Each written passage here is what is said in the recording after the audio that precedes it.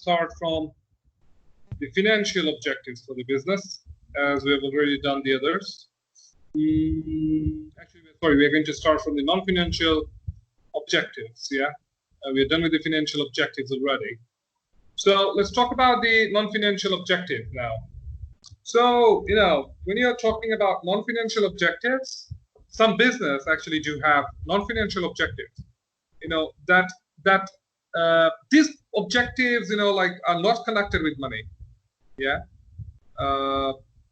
It might be whether the owners have such objectives. Often depends on the nature of the business. Actually, what kind of business they're running. Sometimes, the business owners might have both financial and non-financial objectives, right? So there are a lot of possible non-financial objectives for a business, right? When you look into the type of business, depending on the type of the business, and when you're actually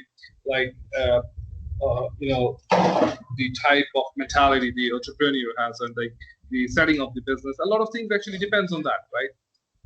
Well, the objectives for this kind of businesses might be like social objectives. It could be any kind of personal satisfaction, independence, challenge, control. Yeah. As earlier we've already discussed, some people operate a business because they don't want to be working for the others. Yeah. There are a lot of people, who don't like to be an employee, rather they want to be an employer. Even if it's not an employer, if they're running their own business, if they do not have any helping hand, or they don't have any shop assistant or any employees, doesn't really matter. They just love the idea of being independent. Yeah. So we will look into each of these non-financial objectives one by one. Yeah. So basically, when you're talking about social objectives, sometimes in the public sector, you see where the government actually owns the business, social objectives are important. Social objectives are actually designed to improve human well-being. Yeah. So where the business is actually focusing on, improving the well-being of the people, they're actually much focused upon the, the social well-being. Yeah. So, and the these businesses are actually like having a social objective. So social enterprises are actually businesses trading for social or for social or environmental purposes. Basically, they serve the purpose of they actually serve the purpose to help the environment, or the well-being of people, the well-being of animals, the well-being of the environment. Yeah. Some other businesses actually operate as a social enterprise, which are non-profit organizations, such as any kind of charity, cooperatives. Their main aim is to improve the human and environmental well-being. So they do have a much of social objective ahead, right? They actually consider themselves to have the social objectives, but social enterprises are distinctive because their social or environmental purpose is absolutely central to what they do. They are actually focused on that, right? So social enterprise, for trading for people and planet. If we can talk about a lot of available social enterprise. Finally, in recent years, some businesses actually have developed their goals. They actually took out some things, right? For example, they have improved their social responsibility goals. One way of doing this is to take account of need for the wider range of stakeholders. For an example, if you think of IKEA have invested a lot for the sustainability of the forestry. Yeah, they do believe in sustainable forestry. They do invest a lot of their money in CSR, corporate social responsibility projects. If you think of Ratan Tata, yeah, the Tata, if you talk about the Tata Industries, yeah, they are actually investing a lot of their profit back into the sustainability for its employees and people and other stakeholders, people living in the surrounding. Yeah, so some business do have some social objective. If you talk about Lego is running alongside Lego is definitely a profit-making organization, but they're investing a part of their profit into charities, such as they do have some children development fund or things like that, where they're investing money for the education and well-being of children.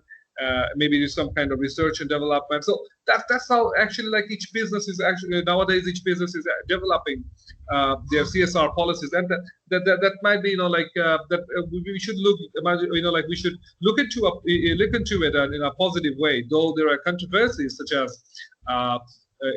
they do this because of kind of a viral advertisement, or this is a kind of a public relation project for them. This is kind of like below the line promotion, things like that. But like they have a much wider view, and like do take it positively. I think we should be taking it positively and keeping in mind all the aspects that actually they're returning something to their stakeholders and the society. Yeah, we will have a later in the other parts of the business and like promotion and other chapters. We'll have a discussion regarding this, but. Now we have some kind of suggested activity that you could do. Yeah, you could carry out your own research into social enterprises. What is a social enterprise? How do they actually? How does a social enterprise differ from a charity? You can choose any one of these social enterprise, and you do have the Jamie Oliver 15, Eden Project, Cafe Direct, Birds in London, Divine Chocolate. So you can have different kind of. If you can take these names, you can actually have your own research upon them, and like you can see how do they actually like work and what are their aims and objectives are. Some owners actually are running this business for personal satisfaction, right? Personal satisfaction for many owners set up a business, they set up a business because they think they will be happier and feel more satisfied in their work environment than working for an employer. Such as owners are likely to take a lot of risk and seeing their idea to succeed. Yeah, some owners actually have developed a hobby into business. For example, if you talk about, I see, I have a friend. Yeah.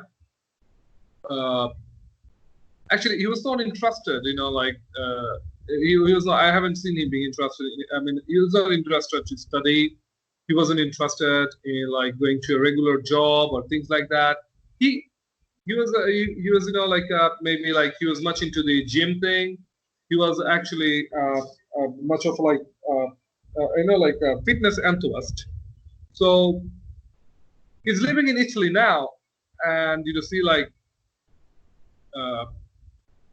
over there, he actually found himself working for a gym, and later, right, he's just training. He's become a gym trainer, and I think at the moment he's having a gym out there, right? So he started up the business actually like being an enthusiast, being a fitness enthusiast, and he actually believed in doing things like that he always wanted to do, and he enjoys he enjoys his hobby, which was actually going to the gym. So he was lucky enough to establish a business out of it. So he actually ended up with that business. So that's actually kind of personal satisfaction rather than financial term for him. Running, he's like happy to teach other people about his hobby, and like he loves doing what he loves to do, right? So that is one of the personal satisfaction, and working for yourself can be actually sometimes very satisfying and give the business owners a sense of achievement. Yeah, I know some people who are interested, who are having hobbies such as having cage birds, or so like they enjoy petting animals and things like that. I know a lot of them are into agro businesses now, and like they do have bird farms. Some of them are like people with like people who enjoys doing makeup and things like that. They're becoming makeup artists. They're having parlors around. They're having like studios and things like that. It's always a personal satisfaction for an owner to do his or her own business. Yeah, so it's a great thing. But however, it's a matter of challenge for some people, right? So when you talk about satisfaction, social objectives, and things like that, some people actually like to be challenged. Some people are being motivated by challenge. Yeah, starting a business can be very, very challenging, right? To be a successful business person, you need to be very committed. You have to be multi-skilled. You have to be hardworking. these are essential when you want to establish your own business.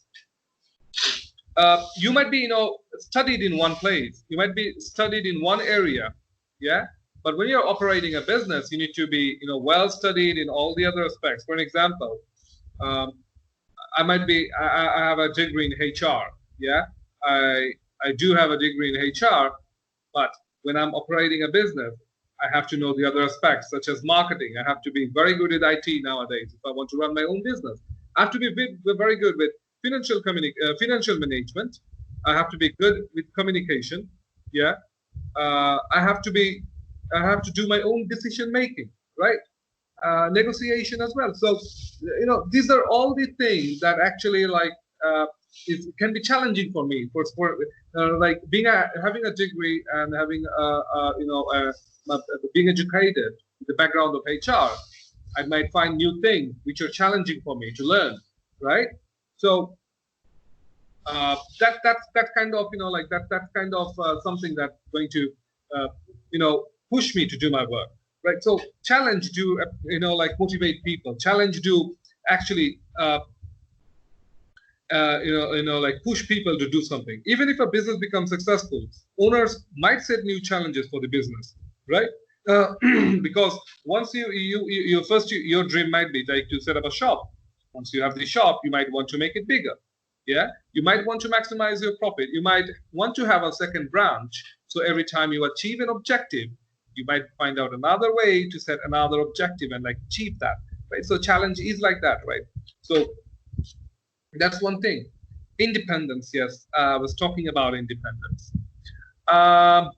When it comes to an entrepreneur, as I've told you earlier, a lot of people actually, invest their lifetime savings into their businesses.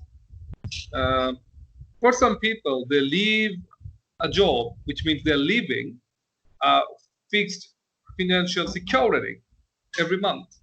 Yeah, people doing 9-to-5 job, or maybe they're 10 to 6 jobs. They're doing that, right? A regular job is bringing them a regular money, hassle-free.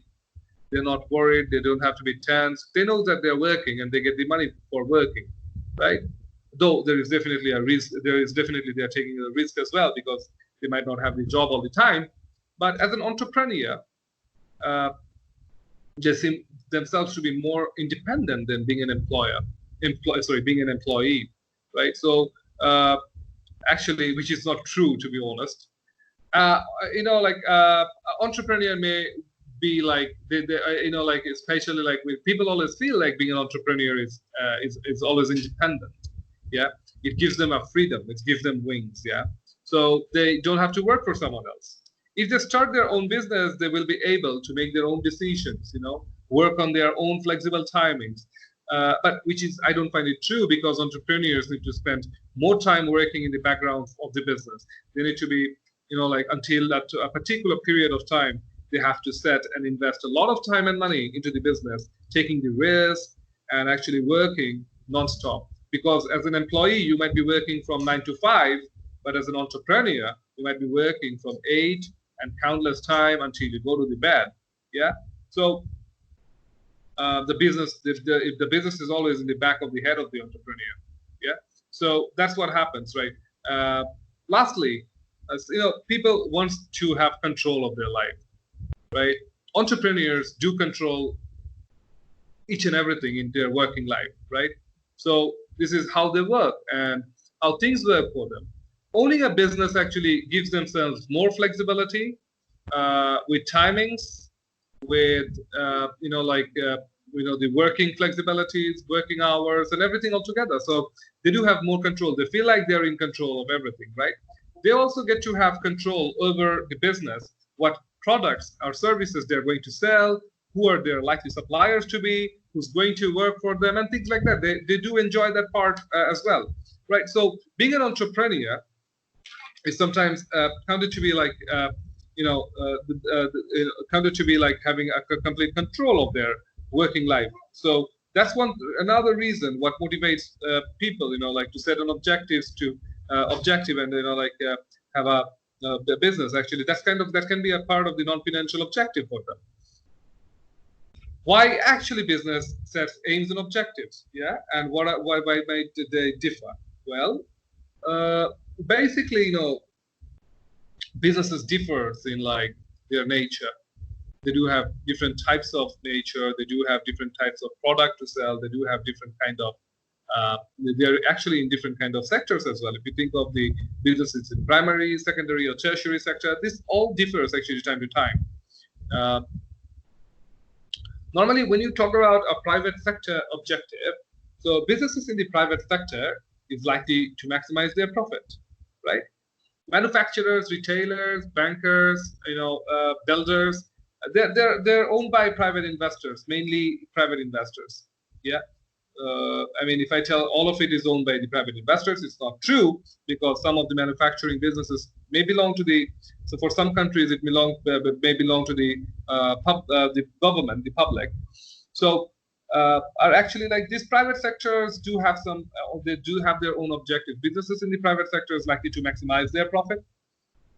They're likely to increase their revenue, increase their sales, and try to reduce their cost to maximize their profit, right?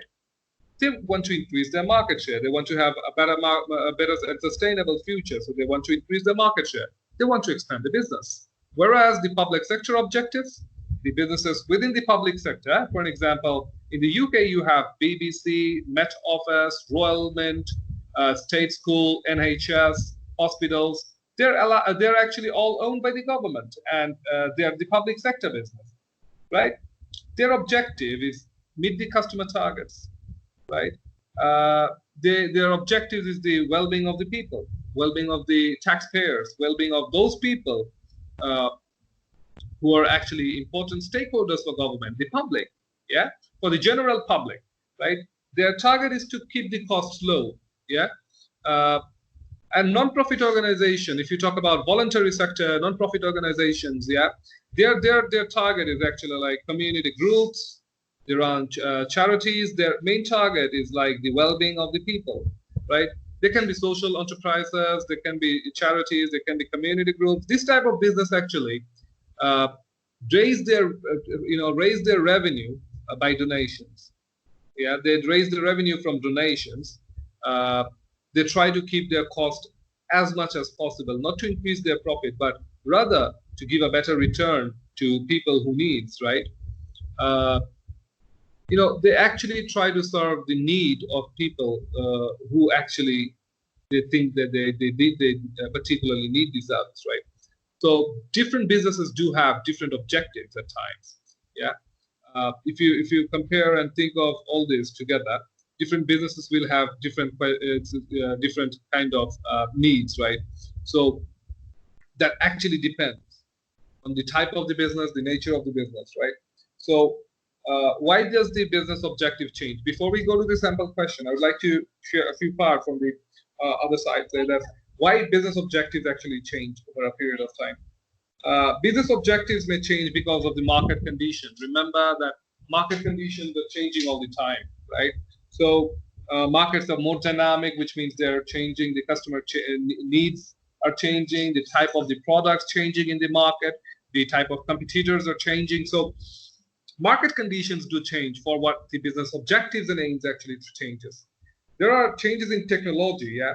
So technological development actually increases the business to adjust their objectives, because a lot of them actually like needs to change the way they look into the production level. They look into the the traditional processes of production they used to maintain. Businesses just focusing on quality control now may need to focus on total quality management rather than total quality. That might need to change their objective. Yeah, performance. On a gradual basis, the business wants sustainable profitability, right? The business don't want interruption in when it comes to their success. So they might try to adjust their objective based on their performance, right? They might actually think like that. Setting up new objectives and setting up setting up different kinds of objectives may help them to perform better, right? That can be one thing. when government takes legislation, or government like considers new law or any kind of regulation, any kind of policies, business may have to change their objectives, right? In recent years, many businesses have become more socially responsible as the government introduced tighter environmental laws. Activists and different medias were involved. Focusing different kind of focusing in different kind of activities by the businesses, which created negative externalities and things like that. So legislation, policies, law, regulation, whatever you call it, these do have its impact upon the business objectives. Internal business may change their objectives for internal reasons, which are mainly owing to external factors, things that those are beyond the control of the business.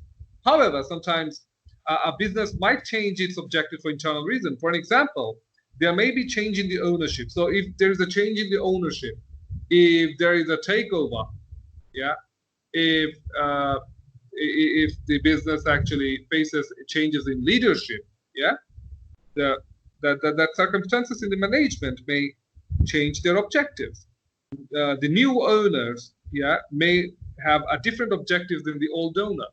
The new leader, the new CEO may have a different objective than the old CEO and the ex-CEO. So that might change the objective of the business. That can happen for internal reason as well.